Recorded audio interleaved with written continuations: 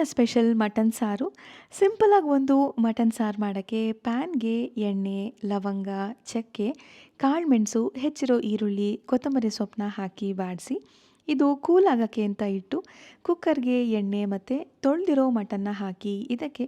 ಸ್ವಲ್ಪ ಅರಿಶಿನ ಪುಡಿ, ರುಚಿಗೆ ತಕ್ಕಷ್ಟು ಉಪ್ಪು ಮತ್ತು ಶುಂಠಿ ಬೆಳ್ಳುಳ್ಳಿ ಪೇಸ್ಟ್ ಹಾಕಿ ಮಿಕ್ಸ್ ಮಾಡಿ ಮಟನ್ನು ನೀರು ಬಿಟ್ಟು ನೀರೆಲ್ಲ ಸುಂಡೋ ಅಷ್ಟರಲ್ಲಿ ಮಿಕ್ಸರ್ ಜಾರ್ಗೆ ಎಣ್ಣೆಲಿ ಫ್ರೈ ಮಾಡಿರೋದನ್ನ ಹಾಕಿ ಪೇಸ್ಟ್ ಮಾಡಿಕೊಂಡು